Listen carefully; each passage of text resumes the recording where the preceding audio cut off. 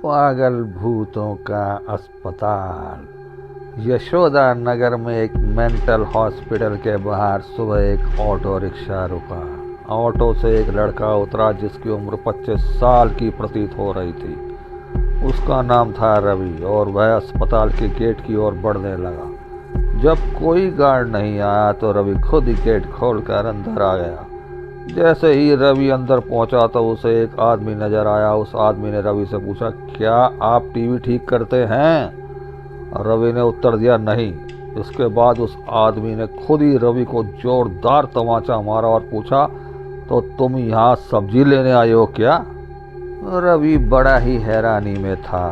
थप्पड़ खाने के बाद उसका सिर चकराया, लेकिन रवि ने खुद को शांत रखकर कहा कि वह नौकरी के लिए आया है। तब तक एक डॉक्टर और 4 कंपाउंडर उसके पास पहुंचे।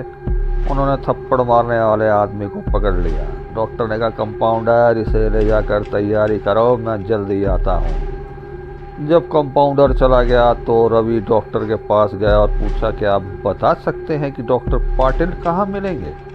डॉक्टर ने कहा, मैं ही पाटिल हूँ। तुम जाओ, अपना नौकरी का पत्र दफ्तर में जमा करो और फिर वहाँ से ड्रेस पहनकर बगल के केबिन में आओ। रवि थोड़ी देर में कंपाउंडर की वर्दी पहनकर डॉक्टर के केबिन में पहुंचा। डॉक्टर ने बताया कि वह आदमी जिसने रवि को थप्पड़ मारा था वह पागल है। वह कुछ दिनों से यहाँ पर आने वाले लोगों को टीवी ठीक करने वाला समझ रहा है, और जब उसको पता चलता है कि वास्तव में टीवी ठीक करने वाला नहीं है तो वह उसे थप्पड़। उसके बाद डॉक्टर ने अपने अस्पताल के एक कंपाउंडर राजू को बुलाया और रवि का परिचय सबसे करवाने के लिए कहा। राजू ने कुछ ही देर में रवि को सबके साथ मिलवा दिया और फिर उसे मरीजों के कमरे में ले जाकर बताया। वहाँ हर कोई कुछ न कुछ अजीब हरकतें कर रहा था। कोई दिल टूटने वाली शायरी सुना रहा था और कोई फिल्मी गीत गाते हुए डायलॉग मार रहा था। सभी मरीजों को देखते हुए राजू ने रवि से कहा कि आज के बाद से तुम्हें इन सारी चीज़ों को झेलना होगा। इतना कहकर राजू वहाँ से चला गया। तभी रवि को पता चला कि उसकी नाइट ड्यूटी थी। दिन के समय आराम करने के बाद रवि रात को मरीजों की देखभाल करने लगा। जैसे ही रात के 12 बजे सभी का चेहरा डर से पीला पड़ गया। हल्ला करने वाले मरीज भी चुपचाप एक कोने में बैठ गए। यह सब देखकर रवि को बड़ा अजीब लगा। उसने डॉक्टर से पूछा, आखिर ये सब क्या हो रहा है डॉक्टर साहब? सब लोग इतना क्यों डर रहे हैं? डॉक्टर ने उत्तर दिया, इस अस्पताल में रात 12 बजे के बाद भूत घूमते हैं। वो सभी पुराने मरीज हैं जिनकी इलाज के दौरान मौत हो गई थी। तुम संभल कर रहना। रवि को भूतों पर विश्वास नहीं था। उसने डॉक्टर की बात को हंसी में टाल दिया और अपना काम करने लगा। उसी रात रवि अकेले बाथरूम जा रहा था जब उसे लगा कोई उसके पीछे है। मुड़कर देखने पर कोई नहीं दिखा। कुछ देर बाद उसे फिर ऐसा महसूस हुआ। रवि ने सोचा कि वह भूत की बात उसके दिमाग में घूम रही है, इसलिए उसे वहम हो रहा है। बाथरूम करके जब रवि बाहर आ रहा था तो उसे शीशे में लिखा हुआ दिखा, आज तुम पागल हो जाओगे। रवि को लगा कोई उसके साथ मजाक कर रहा है, इसलिए उसने इस बात पर गौर नहीं किया और अपने काम पर लग गया। कुछ देर बाद रवि को एक तेज चीख सुनाई दी। वह दौड़ते हुए आवाज़ की ओर बढ़ा। जैसे ही रवि वहां पहुंचा तो एक पागल ने दरवाज़ा अंदर से बंद कर दिया। किसी तरह रवि ने उस दरवाजे को खुलवाया। दरवाज़ा खुलते ही उस पागल ने रवि को हवा में उछालकर गिरा दिया।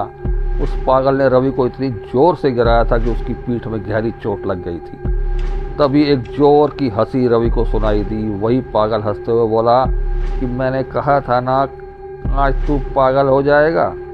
रवि ने गुस्से में चिल्लाते हुए कहा, पागल आदमी, तूने ये क्या किया? रुक, तुझे अभी करंट लगाता हूँ।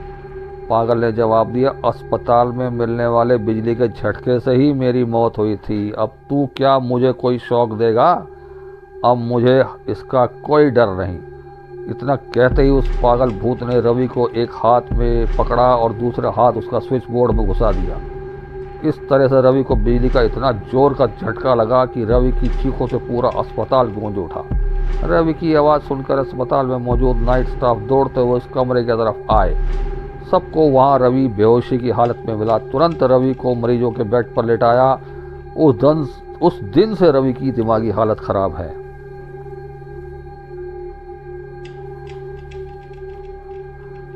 अब रवि अपने आप को हॉस्पिटल का डॉक्टर समझने लगा है। अपनी पागल स्थिति और पागल बनने के वहम के चलते रवि ने ब्लेड से अब तक कई लोगों का पेट चीर दिया है।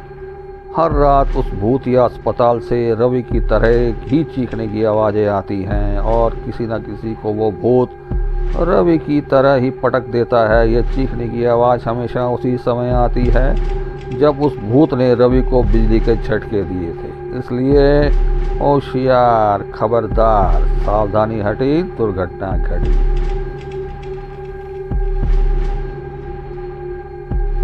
ये थी पागल भूतों की कहानी जिसे सुनाती थी हमार नानी।